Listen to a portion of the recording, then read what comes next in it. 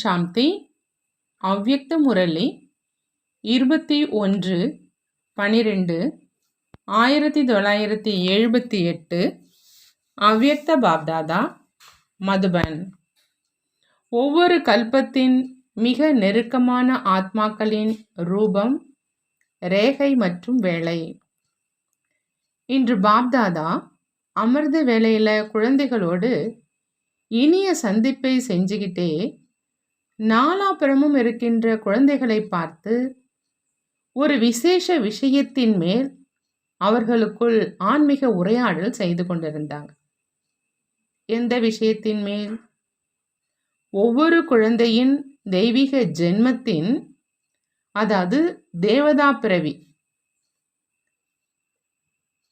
தேவதா பிறவியினுடைய ரூபம், ரேகை மற்றும் ஜென்மத்தினுடைய நேரத்தை பார்த்துக்கிட்டு இருந்தோம் அப்படின்னு சொல்றாங்க பாப்தாதா. ஒவ்வொருவருடைய நேரம் மற்றும் ரூபம், ரேகை ஆகியவற்றின் ஆதாரம்தான் தற்சமய சங்கமயுக வாழ்க்கை மற்றும் எதிர்கால வாழ்க்கைக்கான ஆதாரம் பாபா சொல்றாங்க. ரூபத்துல என்ன பார்த்தோம்?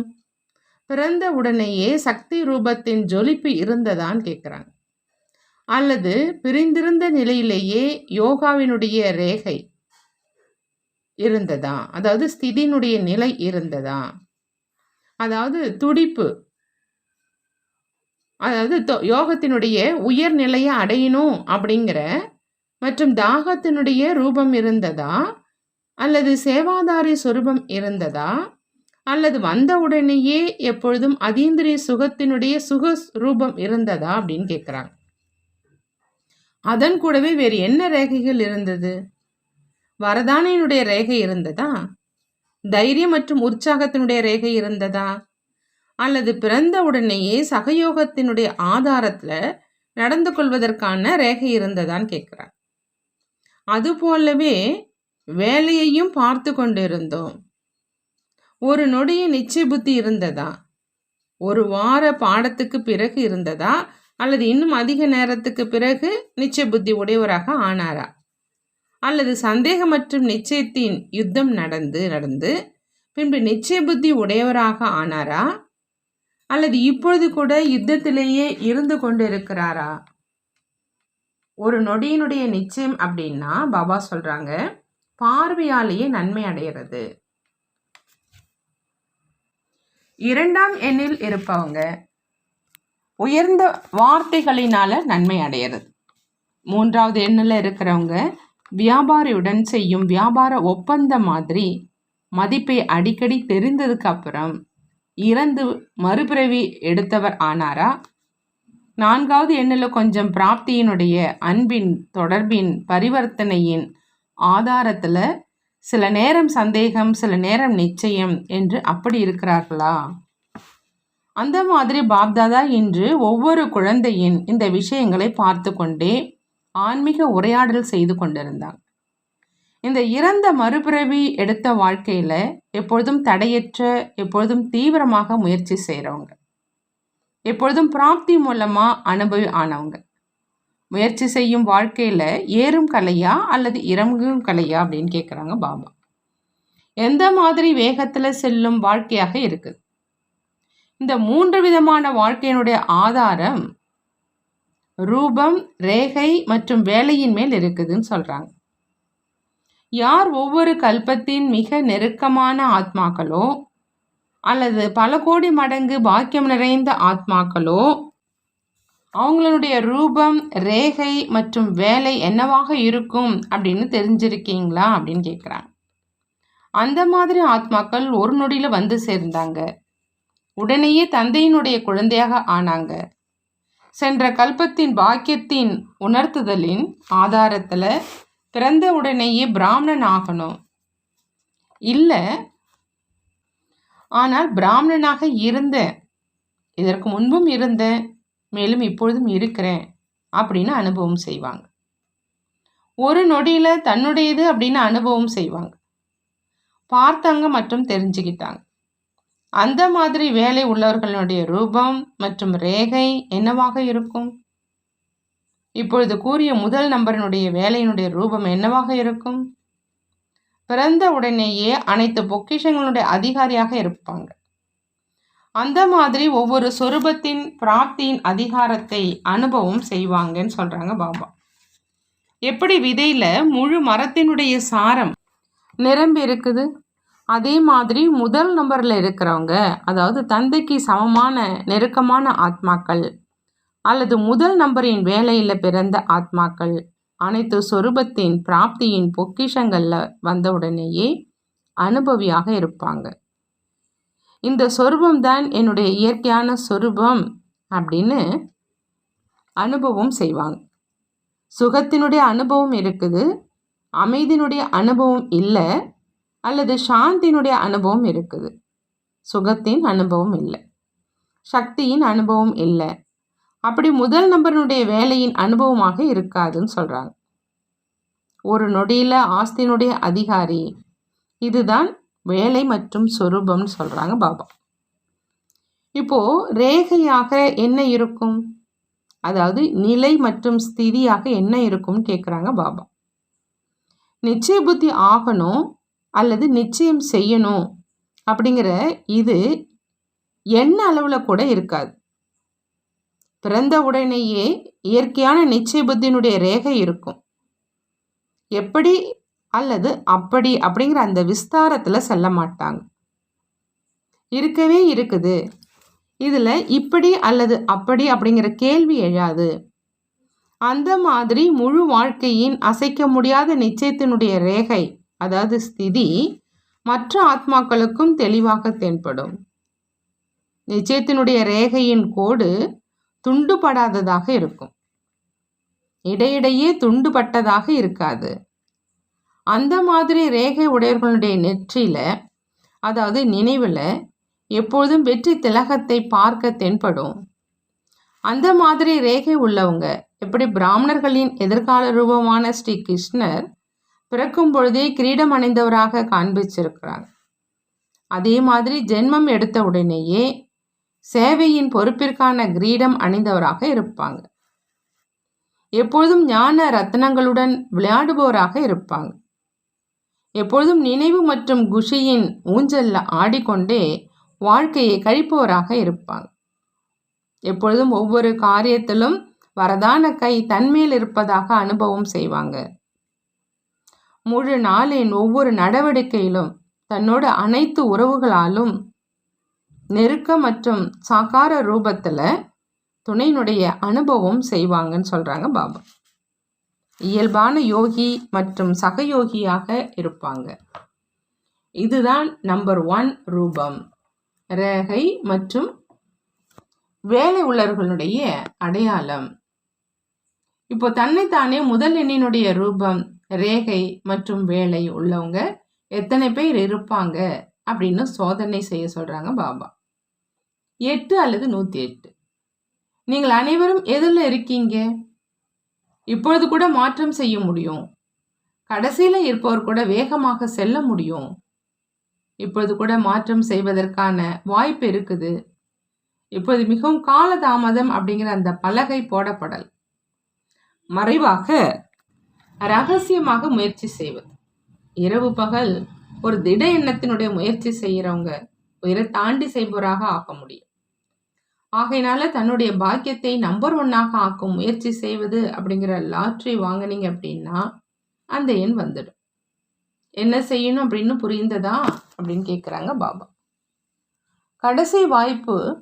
ஆகையினால கடந்ததை கடந்ததாக ஆக்குங்க, எதிர்காலத்தை உயர்ந்ததாக ஆக்குங்க.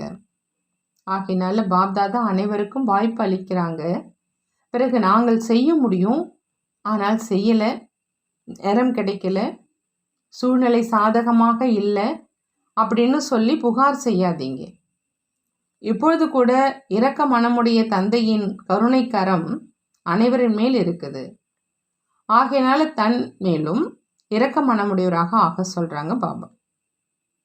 அந்த மாதிரி இப்பொழுதும் தந்தையினுடைய வரதானங்களின் கரத்தை தன்மேல் அனுபவம் செய்யக்கூடிய, எப்பொழுதும் தன்மேல் மற்றும் அனைவர் மேல் இரக்க மனமுடைய, குறைவில்லா இடைவிடாத நிச்சய புத்தி உடைய, இடைவிடாத யோகி, எப்பொழுதும் வெற்றி திலகம் அணிந்த, பிறந்த உடனேயே கிரீடம் அணிந்த அந்த மாதிரி எப்பொழுதும் ஆசனத்தில் அமர்ந்திருக்கும் குழந்தைகளுக்கு பாப்தாதாவின் அன்பு நினைவுகள் மற்றும் நமஸ்காரம் செய்கிறாங்க. நாமும் நம்முடைய பாப்தாதாவுக்கு அன்பு நினைவுகள் மற்றும் நமஸ்காரம் செய்வோம். பார்ட்டிகளோடு அவ்யக்த பாப்தாதாவினுடைய சந்திப்பு தன்னுடைய உலகம் மற்றும் தன்னுடைய சொரூபத்தின் நினைவு மூலம் விலகி இருக்கும் நிலை. தன்னுடைய உண்மையான சொரூபம் மற்றும் தன்னுடைய உலகத்தின் நிலை எப்போதும் நினைவிருக்கிறதான் பாபா கேட்கிறார்.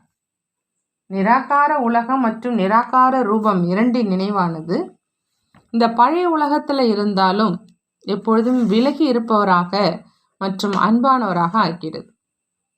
இந்த உலகத்தை சேர்ந்தவரே இல்லை, நிராகார உலகத்தில் வசிப்பவராகவே இருக்கிறாங்க. இங்கு சேவைக்காக அவதரித்திருக்கிறாங்க. அப்படி யார் அவதாரமாக இருப்பாரோ அவங்களுக்கு என்ன நினைவு இருக்கும்? எந்த காரியத்துக்காக அவதாரம் எடுத்தாங்களோ அதே காரியம் நினைவு இருக்கும் இல்லையா? அவதாரம் அவதரிப்பதே தர்மத்தின் ஸ்தாபனைக்காகத்தான். அப்படின்னா நீங்கள் அனைவரும் அவதரித்தவர்கள். அதாவது அவதாரம் அப்படின்னா என்ன நினைவிருக்குது? தர்ம ஸ்தாபனை செய்யும் காரியம்தான் நினைவிருக்குது. தானே தர்ம ஆத்மாவாக ஆகி தர்ம ஸ்தாபனை செய்யும் காரியத்தில் எப்பொழுதும் இருக்கக்கூடியவங்க அப்படின்னா சக்தி அவதாரம் ஆகிட்டீங்க இல்லையா? ஒவ்வொரு சக்தியும் அவதாரம் ஆவீங்க. பாண்டவர்களும் சக்தி ரூபம்தான். ஒரு சர்வ சக்திவான் இருக்கிறார், மற்ற அனைவரும் சக்திகள். அப்படி அனைவரும் சக்தியின் அவதாரங்கள் பாபா சொல்றாங்க. இந்த நினைவு மட்டும் இருந்தால் கூட எவ்வளவு இனிமையான வாழ்க்கையின் அனுபவம் செய்வீங்க. நான் இந்த மரண உலகத்தை சேர்ந்தவன் இல்லை, ஆனால் அவதாரம் அப்படிங்கிற இந்த சிறிய விஷயம் மட்டும் நினைவிருந்தால் கூட விலகியவர்களாக ஆக்கிடுவீங்க.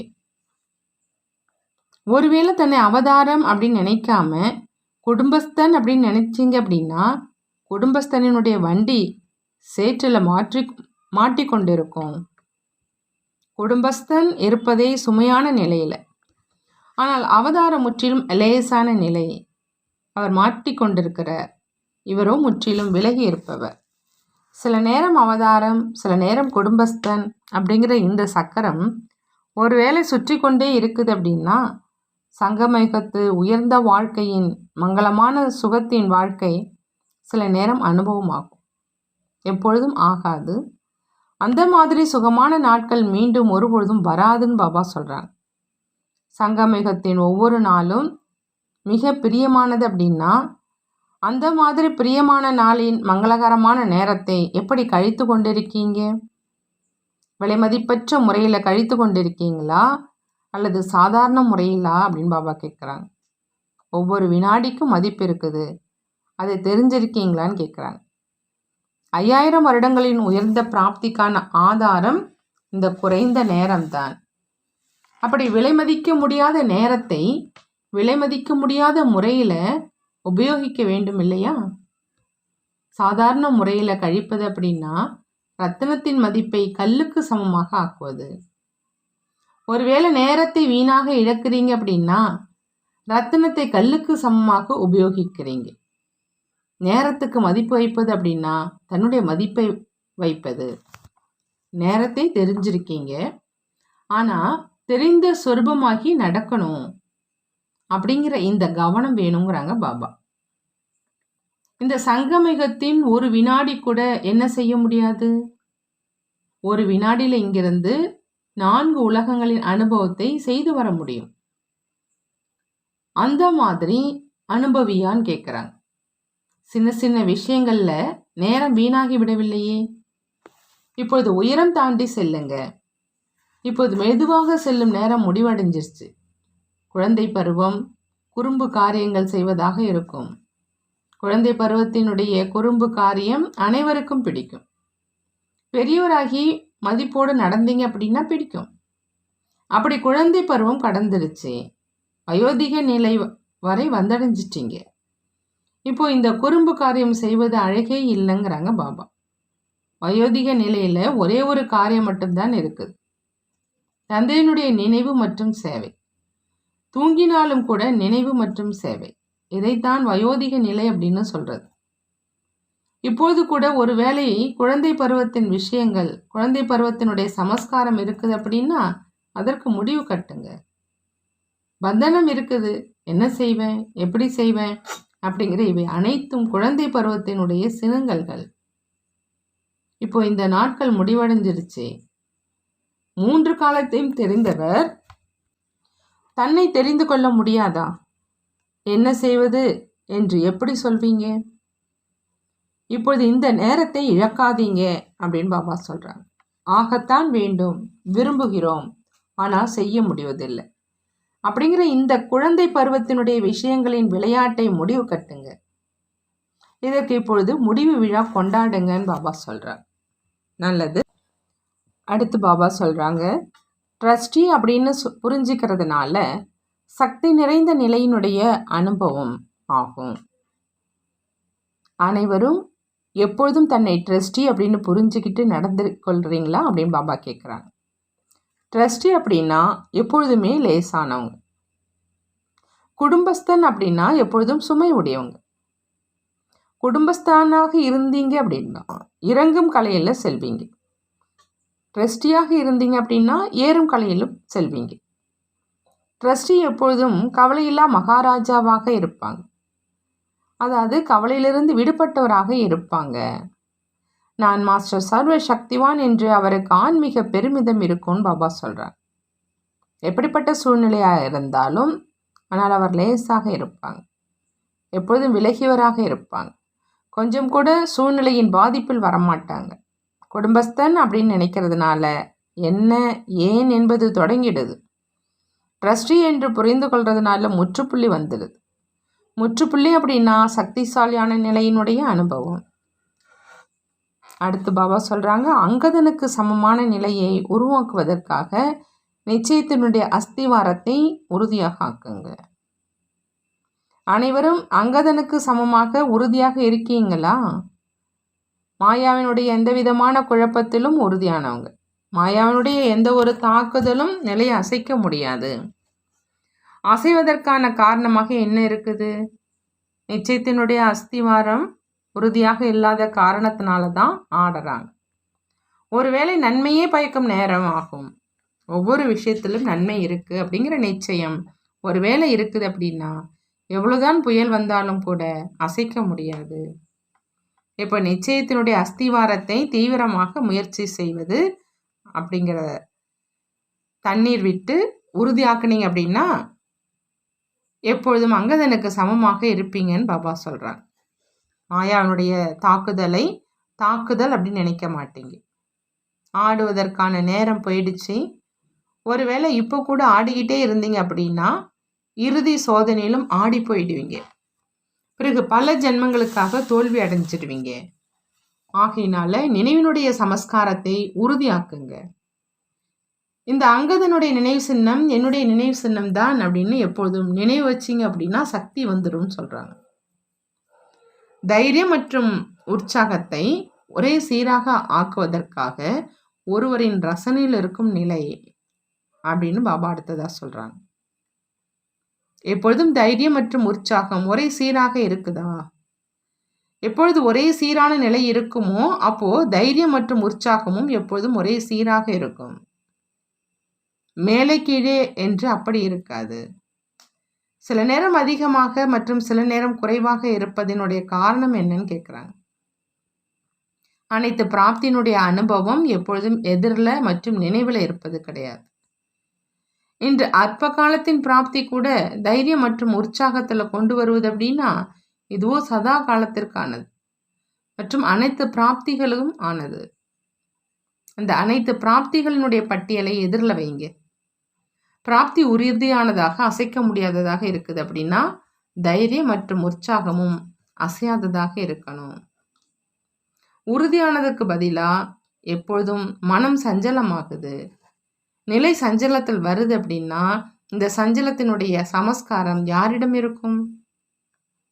இப்பொழுதோ உலகத்தில் நீங்கள் ஆத்மாக்கள் அனைவரையும் விட பெரியவர்கள், அனுபவிகள். பிறகு சஞ்சலம் ஏன் வருதுன்னு பாபா கேட்குறாங்க.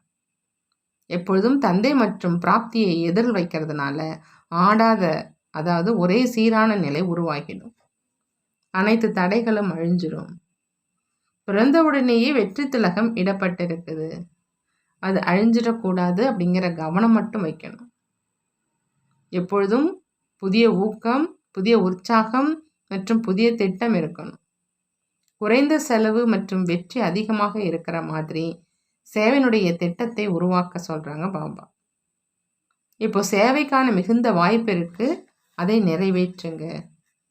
ஒவ்வொரு நிகழ்ச்சியிலும் விசேஷம் மற்றும் புதுமை அவசியம் இருக்கட்டும் சொல்கிறாங்க. அனைவருக்கும் அனுபவம் செய்விக்கும் திட்டத்தை உருவாக்க சொல்கிறாங்க பாபா. நல்லது. அடுத்தது டீச்சர்களோடு அவ்யக்த பாப்தாதாவினுடைய சந்திப்பு. டீச்சர்களும் தந்தைக்கு சமமானவங்க இல்லையா? எப்படி தந்தை ஆசிரியராக இருக்கிறார் அப்படின்னா, அதே போல் நீங்களும் ஆசிரியர்கள். ஆகையினால சமநிலை ஆயிடுச்சு இல்லையா? அப்படி சமமானவர்களை என்னன்னு சொல்றது? நண்பன். டீச்சர்களும் பாப்தாதாவும் நண்பர்கள். இந்த நட்பின் உறவு கூட நினைவிருந்தால் சகஜ யோகியாக ஆயிடுவீங்க. நட்பின் உறவு மிக நெருக்கமான உறவு. நண்பர்கள் அவர்களுக்குள் எவ்வளவு மறைக்காமல் இருப்பார்களோ அந்த அளவு தன்னுடைய தாய் தந்தையிடமும் இருப்பது கிடையாது. நண்பனுடைய உறவு நினைவிருக்குது அப்படின்னா, உன்னோடு தான் சாப்பிடுவேன், உன்னோடு தான் அமர்வேன், உன்னோடு தான் விளையாடுவேன் அப்படிங்கிற இந்த பயிற்சி சுலபமாகிடும். அப்படி அனைத்து நண்பர்களுக்கும் வாழ்த்துக்கள். பஞ்சாப் மற்றும் டெல்லி இரண்டினுடைய ஆசிரியர்கள் அப்படின்னா, இருவர்களும் சகோதரன் சகோதரி ஆகிட்டீங்க. டெல்லி சகோதரன், பஞ்சாப் சகோதரி. பஞ்சாப் கூட டெல்லியிலிருந்து தான் உருவானது இல்லையா? நல்லது. ஓம் சாந்தி. வரதானம். பார்வையாளர் நிலையில நிலைத்திருந்து சூழ்நிலைகளுடைய விளையாட்டை பார்க்கக்கூடிய திருப்தியான ஆத்மா ஆகுக. திருப்தியான ஆத்மாவாக ஆகணும் அப்படின்னா பாபா சொல்றாங்க, பார்வையாளர் நிலையில நிலைத்திருந்து சூழ்நிலைகளுடைய விளையாட்டை பார்க்கணும். எப்படிப்பட்ட அசைக்கக்கூடிய சூழ்நிலையாக இருந்தாலும் பார்வையாளர் நிலையில நிலைச்சிட்டீங்க அப்படின்னா உண்மை இல்லை, பொம்மலாட்டம் நடப்பது போல அனுபவம் செய்வீங்க. தன்னுடைய மரியாதையில் இருந்து கொண்டே விளையாட்டை பாருங்கிறாங்க பாபா. சங்கமேகத்தினுடைய உயர்ந்த மரியாதை திருப்தியான ஆத்மா ஆகிறது மற்றும் திருப்தியாக இருப்பது. இந்த மரியாதையில இருக்கிறவங்க ஒருபொழுதும் தொந்தரவு அடைய முடியாது. சங்கம யுகத்துல பாப்தாதாவினுடைய விசேஷ பரிசு திருப்தின்னு சொல்றாங்க பாபா. ஸ்லோகன். மனதனுடைய குஷி முகத்தில் தெளிவாக தென்படுகிற மாதிரி குஷி நிறைந்தவராக ஆகுங்கிறாங்க பாபா. மனதனுடைய குஷி முகத்துல தெளிவாக தென்படுற மாதிரி குஷி நிறைந்தவர்களாக ஆகுங்கள். நல்லது. ஓம் சாந்தி. நன்றி பாபா, நன்றி.